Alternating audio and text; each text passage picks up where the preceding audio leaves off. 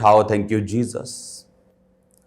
खुदा बाप, तेरा पवित्र आत्मा आज अजीब और अचंभी रीति के साथ तेरे लोगों की जिंदगी में कार्य करे। आज का वचन इन्हें सेम न रहने दे। खुदा बाप, तेरा पाक गुरु इन्हें अपनी ओर खींचे। बाइबल कहती धन्य है वो जो धार्मिकता के भूखे और प्यासे हैं। मेरे पिता, इनका इस समय यहां आना खुदाबंद ऑनलाइन, ये इनकी भूख और प्यास को दर्शाता है। और बाइबल कहती जिनके अंदर परमेश्वर की भूख और प्यास होगी वो धन्य भी होंगे और वो तृप्त भी किए जाएंगे। प्रभु यीशु मसीह, आपने भी खुदावंद आराधनालय में ऊंचे शब्द से पुकार कर कहा उसके बाहर कि जो कोई प्यासा हो वो मेरे पास आए। आपने वायदा किया ऐसा जीवन जल पिलाने का खुदावंद, जिससे वो फिर कभी प्यासे ना होंगे और वो जीवन जल उनके अंदर से बहता जाएगा। वो जीवन जल तेरा अनंत जीवन है खुदावंद, वो तेरे वचन है खुदावंद, वो तेरी आत्मा का मस्सा है खुदावंद, जो तेरे लोगों के मुंह से उनकी जिंदगियों से बहता है खुदावंद। आज मेरी प्रार्थना है मेरे सामर्थी परमेश्वर, जितने जन खुदावंद इस जीवन जल को सुने, तेरे वचन को, तेरे पाक पवित्र वाणी को सुने खुदावंद, वो सेम ना रहे। बाइबल कहती है तूने एक नया धर्म बनाने के लिए अपना जान, अपनी जीवन को कुर्बान नहीं किया। आप धरती पर इंसान को बचाने के लिए आए, ना कि एक नया धर्म बनाने के लिए। आज इंसान लड़ता है अपने धर्म के लिए, लेकिन बाइबल कहती है तुम एक नया धर्म प्रचार करने के लिए नहीं, बल्कि धार्मिकता को प्रचार करने के लिए चुने गए हो। आज तेरे वचन का हम प्रचार करें खुदावंद, और तेरे वचन इनकी जिंदगियों में काम करें और ये उद्धार की और क्रूस की और साल्वेशन की ओर बढ़ें खुदावंद। जितने बीमार हैं वो चंगे हों खुदावंद, जितने शैतान के बंधनों के नीचे इन वचनों के द्वारा वो छुड़ाए जाएं। इनके घरों में तेरा उद्धार आए, इनके घरों में तेरी बरकत आए खुदावंद। तूने कहा मैं अकाल के समय में हंसमुख रखूंगा। मैं जानता हूं खुदावंद, जितने मसीह में हैं, मसीह की रोशनी में हैं, ये अकालों में, ये बाढ़ों में वो हंसमुख रहेंगे, दूसरों की मदद करेंगे, तेरे पवित्र वचन को फैलाते जाएंगे। प्रभु यीशु मसीह, इस समय को मैं आपके हाथों में सौंपता हूं। प्रभु यीशु मसीह के पवित्र और सामर्थी नाम में मैं मांगता हूं, आमीन, आमीन, आमीन। Hallelujah. God bless you all. आप सेम नहीं है यीशु मसीह के नाम में। मेरा बिलीव है कि आज आप जो कुछ भी वचन सुनेंगे ये आपकी लाइफ को सेम नहीं रहने देगा। बाइबल कहती परमेश्वर अपने वचन के जरिए से ही अपने दिल के बारे में, अपने हार्ट, अपने नेचर, अपने स्वभाव के बारे में आपको बता सकता है। नहीं तो बाइबल में जो घटनाएं 5000 साल पहले, हजारों साल पहले की हैं, उनको लिखने का कोई भी मकसद नहीं है, अगर परमेश्वर नहीं चाहता कि हम उन घटनाओं से सीखें कि परमेश्वर कब कब बाइबल में आनंदित हुआ, कब कब वो खुश हुआ, कब कब परमेश्वर ने हमें बरकत दी, कब कब परमेश्वर नाराज हुआ, ताकि हम पवित्र वचनों को सीख सकें। और जैसे ही हमें परमेश्वर के वचनों की समझ आती है, जैसे जब मैं परमेश्वर में नया था 2004 में 5 में, तो मुझे यही लगता कि परमेश्वर मुझसे क्या इतना प्यार करता है। तो मुझे बार बार समझाया जाता था वचन के जरिए, काउंसलिंग के जरिए, कि प्रभु तुझसे बहुत प्यार करता है, आने वाले समय में ऐसा होगा। तू मुझे शीशे के सामने खड़े होकर बोलते, बोल तू परमेश्वर का दास है, बोल तू परमेश्वर में कंप्लीट है। इस तरह के वचनों को अंगीकार करना शीशे के सामने खड़ा होकर, मुझे यकीन नहीं होता था कि जो मैं कह रहा हूं वो पूरा होगा और परमेश्वर सचमुच मुझसे प्यार करता है। हालेलुया। आज हम परमेश्वर के वचन को सीखेंगे और आज बड़े ध्यान से आपको वचनों को सीखना है। ये उस समय की बात है जब बाइबल कहती है कि इसहाक के जब 2 बेटे पैदा हुए, एसाव और याकूब। और जब ये 2 जुड़वा इसहाक के शादी के 20 साल बाद पैदा हुए रिबिका से, और रिबिका जो एक आत्मिक औरत थी, क्योंकि जैसे ही अब्राहम के नौकर ने उसे बताया था कि अब्राहम के एक बेटा है इसहाक, और अब्राहम ने मुझे शपथ खिलाकर, सौगंध खिलाकर भेजा है कि तू इस देश से कोई लड़की मेरे बेटे के लिए नहीं लेगा जो परमेश्वर को नहीं जानती, लेकिन तू मेरे ही देश की लड़की को जाकर लेके आएगा, और अगर वो आने से मना कर दे तो तू मेरी इस शपथ से छूट जाएगा। बाइबल कहती वो वहां पे गया और एक कुएं के पास बैठा और परमेश्वर से बात करने लगा कि प्रभु, और उसके पास 10 ऊंट थे, और ऊंट मतलब कि एक बार में कितने लीटर पानी, कितने मन पानी वो पी सकते हैं, आप ये जानते हैं। तो वो परमेश्वर से क्या बोलने लगा कि परमेश्वर, अगर तूने ही मुझे यहां भेजा है तो जो लड़की यहां आएगी और मैं उसे बोलूंगा कि मुझे पानी पिला, तो वो अगर मुझसे ये कहेगी कि मैं तुझे पानी पिलाकर तेरे 10 ऊंटों को भी पानी पिलाऊंगी, तो वही होगी जो तूने अपने दास इसहाक के लिए चुनी है। बाइबल कहती तभी रिबका वहां पे आई और उसने जब उससे पानी मांगा कि मुझे पानी पिला, और रिबका ने अपने जहां से, जिस कुएं से वो पानी, जिस मटके में उसने भरा था, उस मटके से उसको पानी पिलाने लगी और उसको ये बोला कि तू पी ले, उसके बाद मैं तेरे 10 ऊंटों को भी पिलाऊंगी। ये एक शॉकिंग बात थी। इंसान को तो पानी ठीक है पिला दिया, लेकिन 10 ऊंटों को भी पिलाऊंगी, तो ये इम्पॉसिबल था ऐसा लड़की का किसी अनजान व्यक्ति को 10 ऊंटों के साथ बोलना कि अब वो लगातार अगले 2 घंटे पानी पिलाएगी उनको। तो ये परमेश्वर की निशानी थी उसको। और बाइबल कहती जब वो उसके घर पे गया, उसने सारा वो स्टोरी बताई और उसके घर वाले पर उससे बोले कि हम ना तो तुझसे भला कह सकते हैं ना तो बुरा कह सकते, अगर यहोवा ने तुझको भेजा है। अगले दिन वो उसको लेकर इसहाक के पास गया, वो इसहाक की पत्नी हुई और वो 20 साल बांझ रहे। ये जानते हुए भी रिबका को परमेश्वर ने भेजा है, इसहाक 20 साल अपने बेटे, अपने वंश की वेट करता रहा। जब भी, इसमें बहुत सारे पहलू हैं, जब भी परमेश्वर की कोई बड़ी योजना होती है बाइबल में, अगर आप ध्यान से पढ़ेंगे तो उन व्यक्तियों की जो जिंदगी थी वो आम जिंदगी की तरह वो आसान लाइफ नहीं थी, बरकतों से भरी हुई थी, लेकिन इजी नहीं थी। अब्राहम को अपने वंश के लिए 100 साल का इंतजार करना पड़ा, क्योंकि परमेश्वर ने कहा था जो तेरा निज वंश होगा उसी को मैं आगे लेके जाऊंगा और अपनी प्रतिज्ञाओं को उसी वंश से पूरा करूंगा। उसके बाद इसहाक को 20 साल अपने बच्चों का इंतजार करना पड़ा। जब भी कोई बड़ा घर बनता है उसे टाइम नहीं लगता, लेकिन अगर आपने छोटी सी झोंपड़ी बनानी हो, छोटा घर बनाना हो, तो आप उसे जल्दी बना लेते हैं। लेकिन अगर बड़ा ताजमहल बनाना हो तो उसे समय लगता है। एक बड़ा घर बनाना हो, चट्टान पर बनाना हो, तो उसे समय लगता है। कई बार परमेश्वर जब आपकी लाइफ में काम करता है, अगर बाइबल में आप देखेंगे तो बहुत से कम ऐसे बच्चे हैं जिनकी अनाउंसमेंट स्वर्गदूतों के द्वारा की गई है आने से पहले। सैमसंग उनमें से एक था।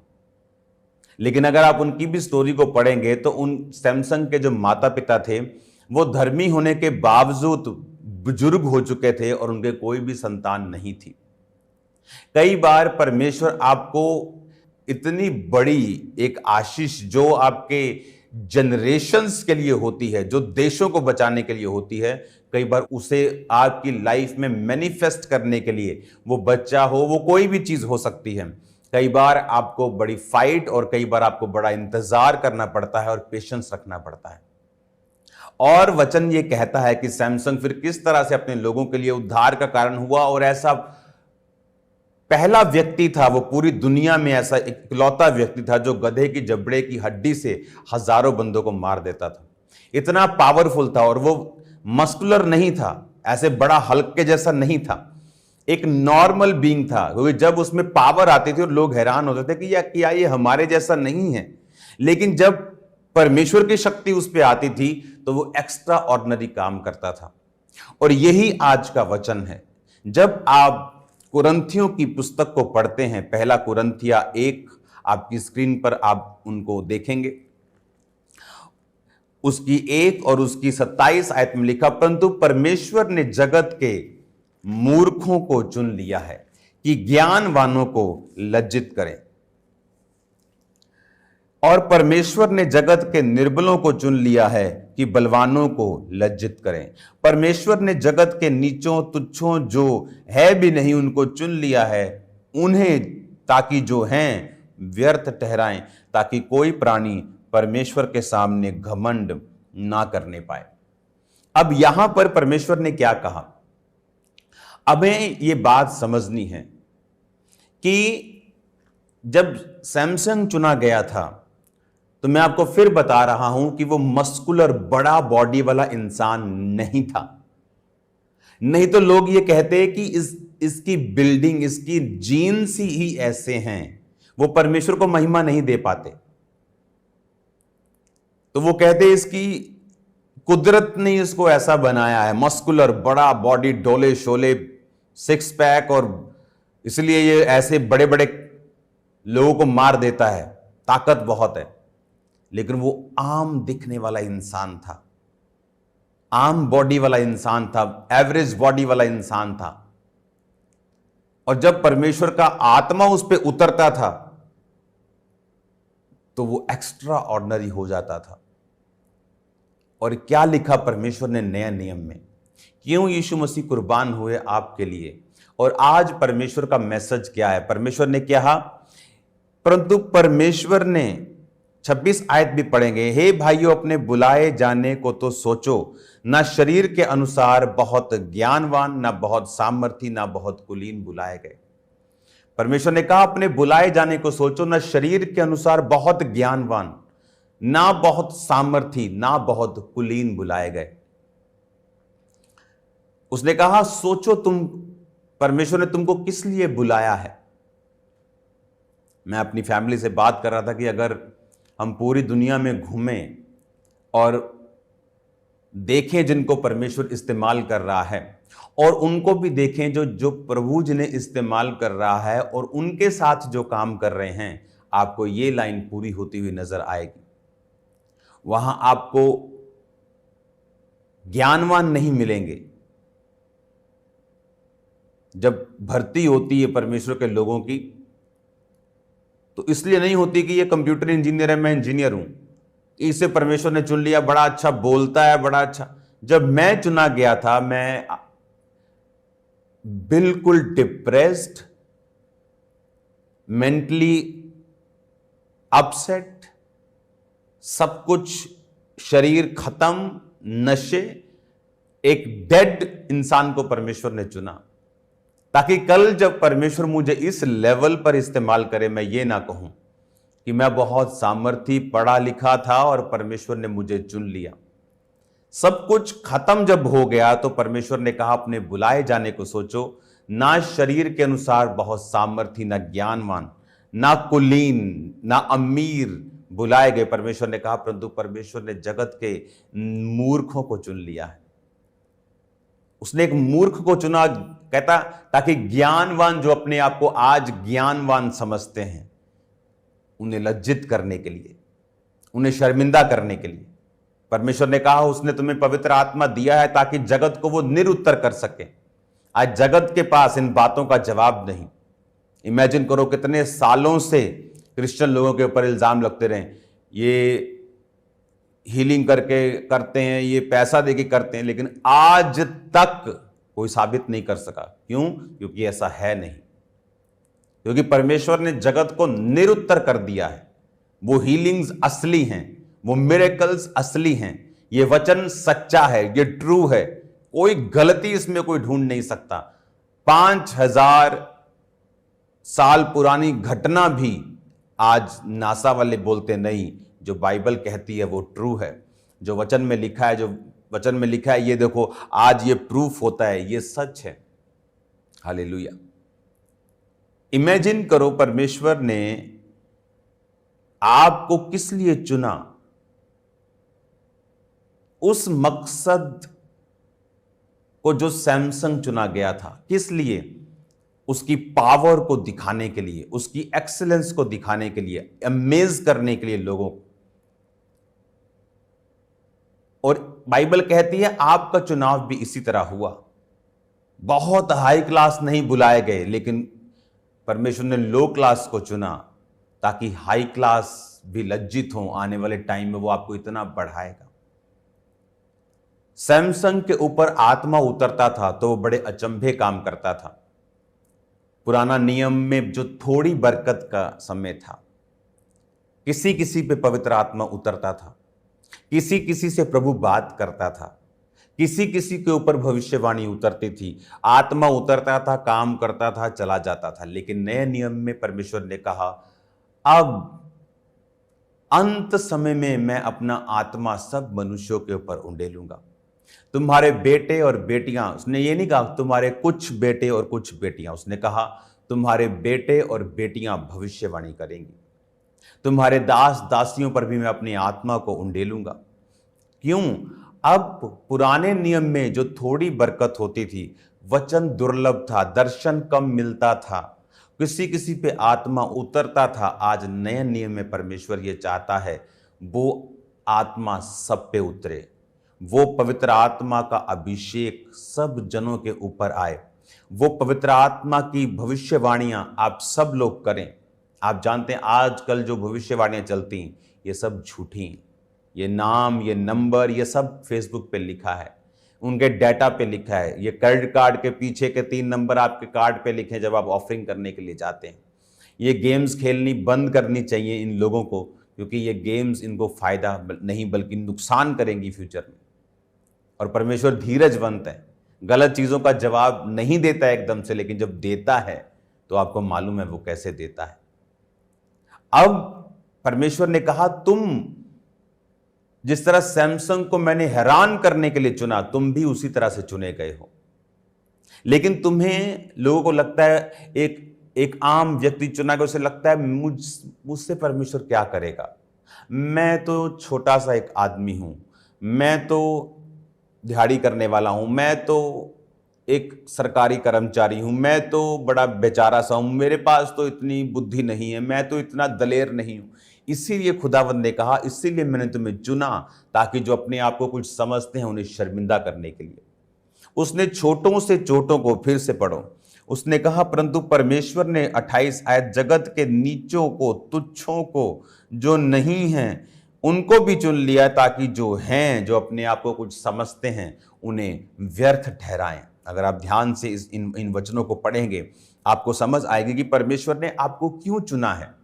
सबसे पहले हमें यह मालूम होना चाहिए कि मैं चुना गया हूं। अगर मैंने जीसस क्राइस्ट पर बिलीव कर लिया है, अगर मैंने बपतिस्मा ले लिया है, अगर मैं परमेश्वर की आत्मा को पा लिया, मैंने उसको अपना उद्धारकर्ता चुन लिया, तो अब परमेश्वर आपके जरिए से इस दुनिया को हैरान करना चाहता है। आपके जरिए से वो बड़े कार्य करना चाहता है, आपको जरिया बनाना चाहता है आपकी फैमिली को ब्लेस करने का। आप अपनी फैमिली के प्रथम होंगे जो वो काम करेंगे जो आपकी पूरी फैमिली, आपका खानदान नहीं कर पाया। आप होंगे जो अपने देशों से दूसरे विदेशों में होंगे, आप होंगे जो बरकतों को पाएंगे, आप होंगे जो नशा नहीं करेंगे। आप, परमेश्वर ने, ये मकसद है आपको चुनने का, ये कारण है परमेश्वर का आपको चुनने का, यही रीजन है परमेश्वर का आपको चुनने का। और इस रीजन को आपको बिलीव करना है, इस पे मेडिटेट करना है, इस रीजन को अपने अंदर स्पिरिट में खाकर इसको लेके जाना है, इसको कण कण में बसाना है कि मुझे परमेश्वर ने उन लोगों को लज्जित करने के लिए चुना है जो अपने आप को कुछ समझते हैं। मुझे बड़े काम करने के लिए चुना है, मुझे कुछ ऐसा परमेश्वर ने बनाने के लिए चुना है कि जो ऑलरेडी बने हुए हैं उन्हें लगे कि हम व्यर्थ हैं। और यही क्रिश्चियनिटी है, वो आपको इतनी हैवी वे में आपको वो ब्लेस करना चाहता है। इसलिए पुराने नियम में वो किसी किसी पे उतरता था, परमेश्वर ने कहा, पर अब नए नियम में जीसस क्राइस्ट के जन्म लेने के बाद, उसके मरने और जी उठने के बाद, जी उठने के 40 दिन बाद, फिर 40 दिन तक फिर प्रीच किया, फिर वो पहाड़ पर 500 लोगों के सामने स्वर्ग पे चला गया।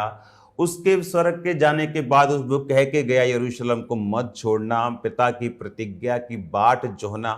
जब वो 500 प्रार्थना करते करते करते कुछ जा रहे थे, वापिस वापिस वापिस लेट हो रहे, प्रभु अब आगे क्या, आगे क्या, 120 रह गए, वो आत्मा उतरा और वो वचन पूरा हुआ, अंत के दिनों में मैं अपना आत्मा सब मनुष्यों के ऊपर उंडेलूंगा।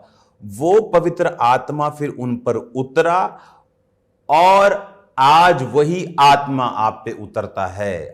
वही आत्मा मेरे अंदर है, वही आत्मा आपके अंदर है। जो जितना मांगता है, जो जितना प्यासा है, उसकी प्यास के मुताबिक परमेश्वर उसकी प्यास को बुझाता है।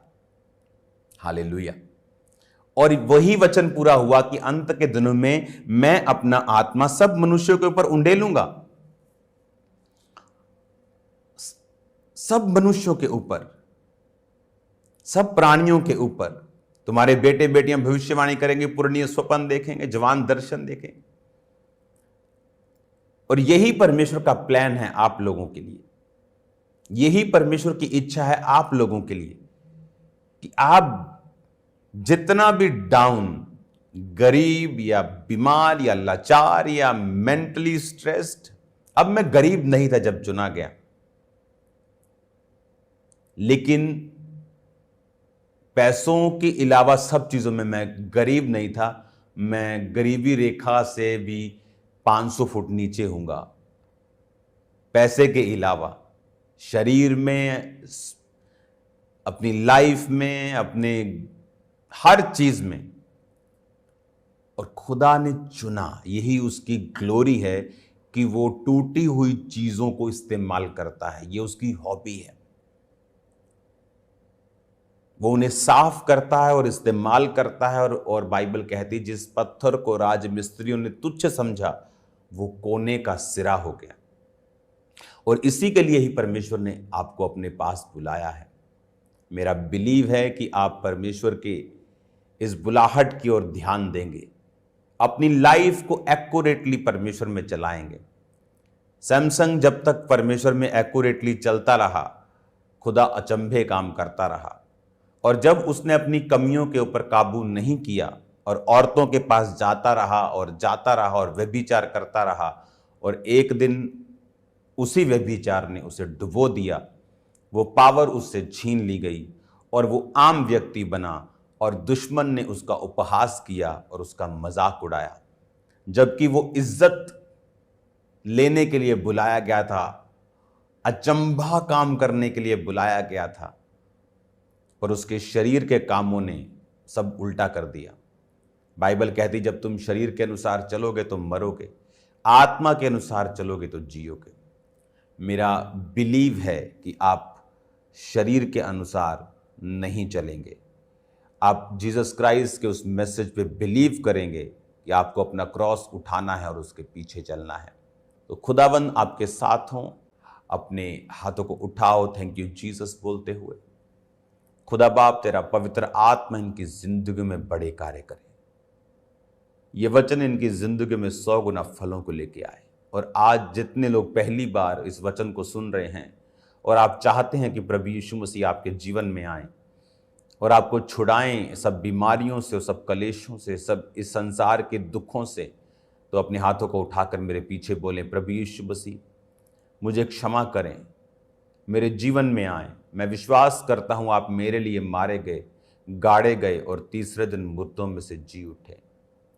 आप मेरे उद्धार करता हैं। मुझे रिजेक्ट ना करें, क्योंकि मैंने सुना है कि आप पापियों को मारते नहीं, बल्कि उनके पाप को मारकर उन्हें अपना बेटा बनाकर शुद्ध साफ कर कर उनके जीवन में रहते हैं। मेरे जीवन में आएँ और रहें। मुझे अपनी संतान होने का अधिकार दें, क्योंकि आप मेरे उद्धारकर्ता और मेरे परमेश्वर हैं। प्रभु यीशु मसीह के सामर्थी नाम में आमीन, आमीन। God bless you all. खुदावंद आपको बरकत दे सबको।